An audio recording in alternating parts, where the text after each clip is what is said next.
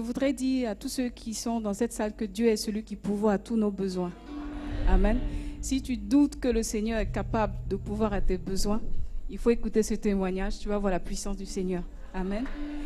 Et en fait, le témoignage s'est passé depuis, je vivais seule, je n'étais pas encore mariée, et je venais de perdre mon travail.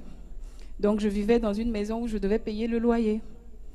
Et je priais le Seigneur de permettre à ce que je puisse avoir un travail ou de pouvoir mes besoins. Et l'espace où on habitait, il y avait plusieurs appartements. Et le gérant, à chaque fois quand il venait pour prendre le loyer, il menaçait les gens. Donc imaginez un enfant de Dieu. Lorsque le propriétaire vient, il tape la porte, je me cache. Je dis, Seigneur, ta grâce. Seigneur Jésus, ta grâce. J'ai pas d'argent aujourd'hui. Mais le monsieur, il était là, toi. Et il vient vers moi et il me dit, toi, tu dois payer le loyer. Je dis, oui. Comme je viens de perdre mon travail, je pense que Dieu fera grâce et tout. Et par la grâce de Dieu, on va dire quelques temps plus tard, il est venu chez moi. Il dit, voilà, toi, le propriétaire même veut te voir. Je dis, Seigneur Jésus, hey, comment on va faire? Il dit, non, non, non. Toi, tu n'as pas payé ton loyer ce mois, ça faisait 1 ou 2 mois, je pense. Du coup, il me dit, le propriétaire veut me voir chez lui à la maison, il habitait à Biétry. Donc, avant de partir, je dis, Seigneur, qu'est-ce que je vais aller dire au monsieur? Je m'en remets entre tes mains. Et quand je partais, j'avais la forte impression que Dieu me donnait, j'avais l'impression d'être rempli du Saint-Esprit, puisqu'on parle du Saint-Esprit. J'avais l'impression que le Saint-Esprit me remplissait, mais je ne savais pas c'était pourquoi. Et dès que je suis arrivée à la maison, c'était une grande villa et tout, j'étais assise, et il me menaçait à côté. Et le monsieur est sorti. Dès que le monsieur s'est assis, j'ai l'impression qu'il faut que je parle. Je dis, Seigneur, qu'est-ce qui va se passer? Le monsieur me dit, bonsoir madame. Je dis, bonsoir. Et dès qu'il voulait parler, je lui dis, s'il vous plaît, vous pouvez me donner une feuille, un stylo? Il me regarde. Je dis donc il me donne la feuille, le stylo. Et je commence à écrire. Quand je finis, je lui donne.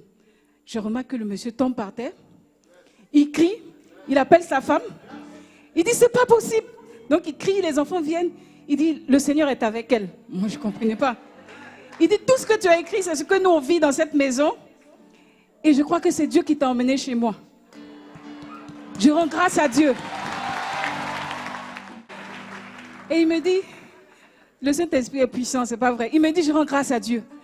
Il appelle sa femme, les deux se prosternent, donc je suis dépassée. Je dis, Seigneur, qu'est-ce qu'ils font? Ils attrapent mes pieds. Le Seigneur te bénisse. Le Seigneur te bénisse. Et après, il appelle le gérant, il dit, à partir d'aujourd'hui, plus jamais ne paie le loyer. Amen. Et il me dit, donc le gérant qui me menaçait, il attrape sa tête, il est dépassé. Il dit, c'est pas possible. Et il lui dit, plus jamais elle ne paie le loyer tant qu'elle sera dans cette maison. Et figurez-vous que j'ai fait près de 3 ans sans payer 5 francs. Quand bien même que Dieu m'a donné le travail 2 mois plus tard, il a refusé mon argent.